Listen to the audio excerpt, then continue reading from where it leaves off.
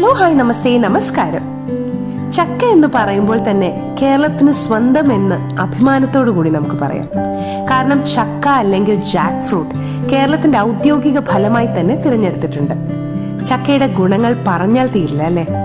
ചക്ക കൊണ്ടുള്ള പ്രഥമൻ, അതായത് ചക്കയും മുളയരിയും ചേർത്തിട്ടുള്ള പ്രഥമൻ, ചക്ക കൊണ്ടുള്ള കുമ്പിളപ്പം, ചക്ക കൊണ്ടുള്ള എരിശ്ശേരി, ഇതിന്റെയൊക്കെ വീഡിയോ റെസിപ്പീസ് നേരത്തെ അമ്മ അപ്ലോഡ് ചെയ്തിരുന്നു. കാണാത്തവർ തീർച്ചയായും ആ വീഡിയോസ് ഒക്കെ കാണണം. കാരണം നാട്ടിൽ ഇപ്പോൾ ഇഷ്ടം പോലെ ചക്ക അവൈലബിൾ ആണ്. എല്ലാ റെസിപ്പീസും നിങ്ങളൊന്ന് പരീക്ഷിച്ചു നോക്കണം. ഇന്ന് ചക്കയുടെ മറ്റൊരു റെസിപ്പിയാണ്, ചക്ക കൊണ്ടുള്ള ഒരു ഹലുവയുടെ റെസിപ്പിയാണ് അമ്മ ഇന്ന് കാണിക്കുന്നത്. അപ്പോൾ ചാനൽ സബ്സ്ക്രൈബ് ചെയ്യാത്തവരായിട്ട് ആരെങ്കിലും ഉണ്ടെങ്കിൽ ഇപ്പോൾ തന്നെ ചാനൽ ഒന്ന് സബ്സ്ക്രൈബ് ചെയ്യണം പ്ലീസ്. അമ്മയുടെ ചക്ക അല്ലെങ്കിൽ ജാക്ക് ഫ്രൂട്ട് ഹലുവയിലേക്ക് നമുക്ക് കടക്കാം. വീഡിയോ കണ്ടതിന് ശേഷം തീർച്ചയായും നിങ്ങളുടെ ഫീഡ്ബാക്ക് കമന്റ് ബോക്സിൽ തന്നെ എഴുതണം. ഈ വീഡിയോ നിങ്ങൾ ഫ്രണ്ട്സിനും ഫാമിലിക്കും വാട്സപ്പിലും ഫേസ്ബുക്കിലും ഇൻസ്റ്റഗ്രാമിലും മറ്റ് സോഷ്യൽ മീഡിയ പേജസിലും ഒക്കെ ഷെയർ ചെയ്ത് ഞങ്ങളെ സപ്പോർട്ട് ചെയ്യണം. കറി വിത്ത് അമ്മ ഒരു സക്സസ് ആയി മാറ്റണം. അപ്പോൾ അമ്മയുടെ ജാക്ക് ഫ്രൂട്ട് ഹലുവയിലേക്ക്. ഈ ചക്ക ഹലുവ തയ്യാറാക്കാനായിട്ട് ഞാൻ 1 കിലോ ചക്കയുടെ പൾപ്പ് എടുത്തിട്ടുണ്ട്. കൂഴച്ചക്കയാണ് എടുത്തിരിക്കുന്നത്. അത് കുരുവൊക്കെ മാറ്റി നല്ലവണ്ണം വൃത്തിയാക്കിയതിന് ശേഷം മിക്സർ ജാറിലിട്ട് നല്ലവണ്ണം അടിച്ചെടുത്തിരിക്കുന്നതാണ്. അതിൻ്റെ പൾപ്പാണിത്. 1 കിലോ ഉണ്ട്. 1 തേങ്ങയുടെ പാല്, 1-ാം പാലാണ്, അത് ഇത്ര എടുത്തിട്ടുണ്ട്. ഒരു 4 ടേബിൾ സ്പൂൺ വറുത്ത അരിപ്പൊടി, 1 ടേബിൾ സ്പൂൺ ഏലക്കാപ്പൊടി, 4-5 ടേബിൾ സ്പൂൺ നല്ല ശുദ്ധമായിട്ടുള്ള പശുവിൻ നെയ്യ്, ഒരു 500 ഗ്രാം ശർക്കര, അതൊരു 2 ഗ്ലാസ് വെള്ളം ഒഴിച്ച് നല്ലവണ്ണം ഉരുക്കിയിട്ട് അരിച്ചു വെച്ചിരിക്കുന്നതാണ്. ഇനി ഹലുവ തയ്യാറാക്കാനായിട്ട് ഞാനൊരു ഓടിൻ്റെ ഉരുളി അടുപ്പിൽ വെച്ചിട്ടുണ്ട്. ഉരുളി നല്ലവണ്ണം ചൂടായി വന്നാലേ അതിലേക്ക് 1 ടേബിൾ സ്പൂൺ നെയ്യ് ചേർത്ത് കൊടുക്കാം.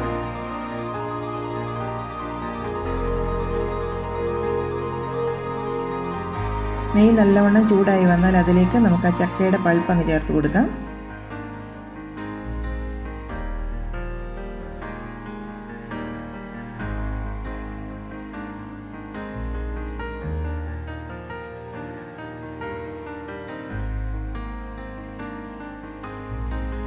ഒരു മീഡിയം ഫ്ലെയിമിൽ വെച്ച് നന്നായിട്ട് ഇളക്കി കൊടുക്കണം. ഒരു 10 മിനിറ്റ് ആ പൾപ്പും ആ നെയ്യും എല്ലാം കൂടെ ചേർത്ത് ഇളക്കി കൊടുത്തുകൊണ്ടേയിരിക്കണം. അതിലെ വെള്ളമൊക്കെ ഒന്ന് ചെറുതായിട്ട് വറ്റി വരണം. അതിൽ കൂടുതലായിട്ടുള്ള വെള്ളമൊക്കെ ഒന്ന് വറ്റി വന്നിട്ടുണ്ട്. ഇനി നമുക്ക് അതിലേക്ക് ശർക്കരപ്പാനി എടുത്ത് വെച്ചിരിക്കുന്ന അങ്ങ് ചേർത്ത് കൊടുക്കാം.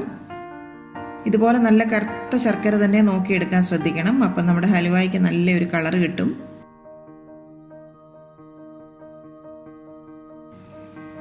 ഒരു ടേബിൾ സ്പൂൺ നെയ്യ് കൂടി ഈ സമയത്ത് നമുക്ക് ചേർത്ത് കൊടുക്കാം.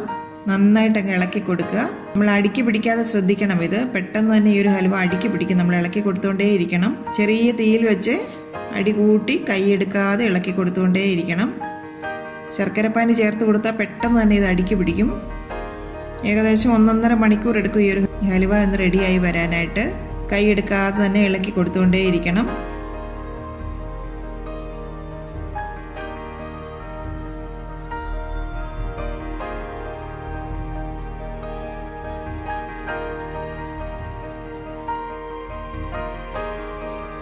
ഈ ഒരു സമയത്ത് കണ്ടില്ലേ, അത് പൊട്ടിത്തെറിക്കുന്നുണ്ട് കണ്ടോ. അതുകൊണ്ട് വളരെ നമ്മൾ ശ്രദ്ധിക്കണം. ഇപ്പോൾ ഒരുമാതിരി അത് കുറുകി വന്നിട്ടുണ്ട്. ഈ ഒരു സമയത്ത് നമുക്ക് അതിലേക്ക് അരിപ്പൊടി കുറച്ച് വെള്ളത്തിലൊന്ന് ലൂസാക്കി കലക്കിയതിന് ശേഷം അങ്ങ് ചേർത്ത് കൊടുക്കാം. നമ്മൾ വെറുതെ ചക്ക ഒന്നും വരട്ടിയെടുക്കുമ്പം അതിൽ ഈ അരിപ്പൊടി ഒന്നും ചേർക്കേണ്ട ആവശ്യമില്ല. ഇതൊരു ഹലുവയുടെ ഒരു പരുവത്തിൽ നമ്മൾ ചെയ്യുന്നതുകൊണ്ടാണ് അരിപ്പൊടിയും തേങ്ങാപ്പാലും ഒക്കെ ഇതിൽ ചേർക്കുന്നത്. മധുരത്തിൻ്റെ അളവൊക്കെ എടുക്കുന്ന ചക്കയുടെ മധുരത്തിൻ്റെ അനുസരിച്ച് നിങ്ങൾക്ക് അഡ്ജസ്റ്റ് ചെയ്ത് കൊടുക്കാം.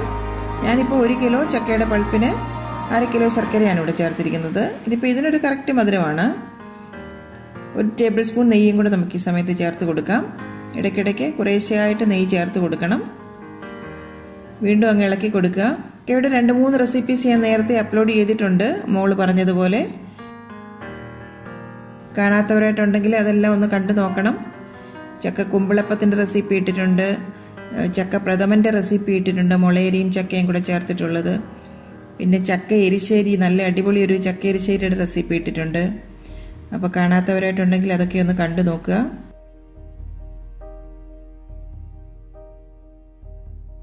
ഇപ്പോൾ കുറച്ചൊന്ന് വറ്റി വന്നിട്ടുണ്ട്.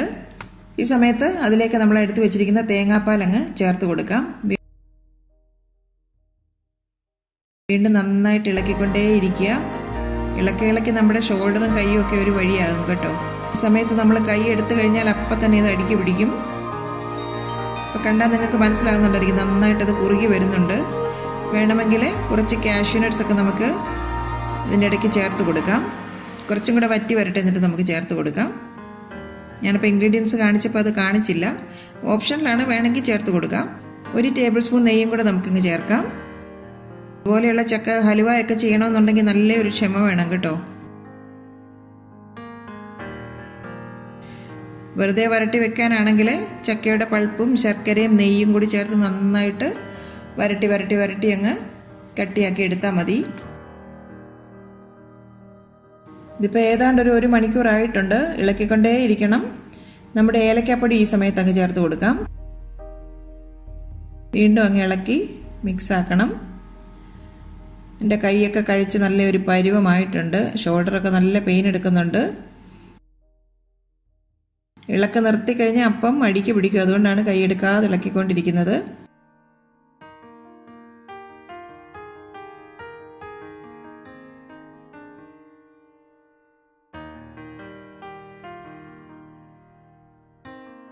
ഈ സമയത്ത് കുറച്ച് കാഷ്യൂ നട്ട്സ് നെയ്യിൽ വറുത്തതും കൂടെ ഞാനങ്ങ് ചേർത്ത് കൊടുക്കുകയാണ്.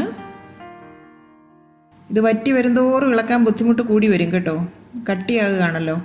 അപ്പം നമ്മുടെ ചട്ടുകം നീക്കിയാൽ അങ്ങോട്ട് നീങ്ങുകയില്ല. അപ്പം നന്നായിട്ട് വറ്റിയിട്ടുണ്ട്, എന്നാലും കുറച്ച് സമയം കൂടി വേണം. കൂടുതൽ അങ്ങോട്ട് വറ്റിച്ചു കഴിഞ്ഞാൽ ആ ശർക്കരയൊക്കെ അങ്ങ് കരിഞ്ഞിട്ടൊരു കയ്പ്പരസം വരും. അതുകൊണ്ട് അത്ര അങ്ങ് വറ്റിക്കണ്ട. തണുത്ത് കഴിയുമ്പം കുറച്ചും കൂടി അങ്ങ് കട്ടിയാകും. എങ്കിലും കുറച്ചും കൂടി ഒന്ന് വറ്റട്ടെ. ഇപ്പോൾ ഏതാണ്ട് ഒരു 1.5 മണിക്കൂർ എടുത്തിട്ടുണ്ട്. ഇതിപ്പം നല്ലൊരു പരുവമായിട്ട് വന്നിട്ടുണ്ട്.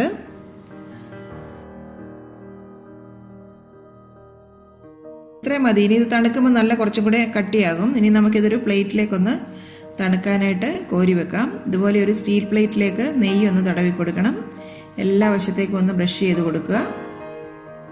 ഇനി ഈ പ്ലേറ്റിലേക്ക് നമുക്കിതൊന്ന് ചേർത്ത് കൊടുക്കാം.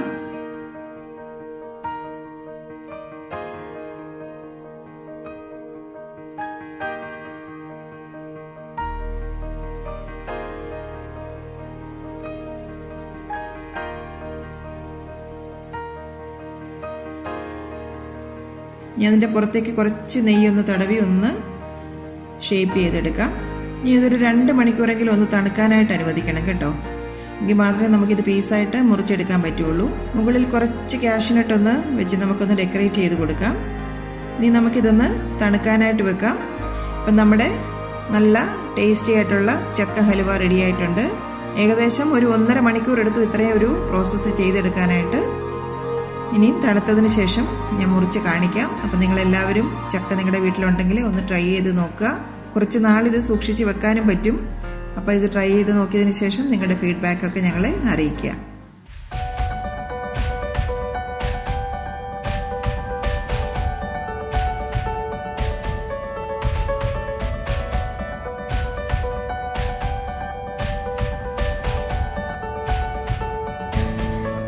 എൻ്റെ അമ്മയുടെ ഇന്നത്തെ ഈ റെസിപ്പി നിങ്ങൾക്ക് ഇഷ്ടമായെങ്കിൽ ഈ വീഡിയോ നിങ്ങൾ തീർച്ചയായും ലൈക്ക് ചെയ്ത് ഷെയർ ചെയ്ത് ഞങ്ങളെ സപ്പോർട്ട് ചെയ്യണം. ഒപ്പം തന്നെ കറി വിത്ത് അമ്മ സബ്സ്ക്രൈബ് ചെയ്യാനും ബെല്ലൈക്കൺ ക്ലിക്ക് ചെയ്യാനും മറക്കരുത്. പെട്ടെന്ന് തന്നെ ഞാനും അമ്മയും മറ്റൊരു റെസിപ്പിയുമായി എത്തും. അതുവരേക്കും നന്ദി, ഗുഡ് ബൈ.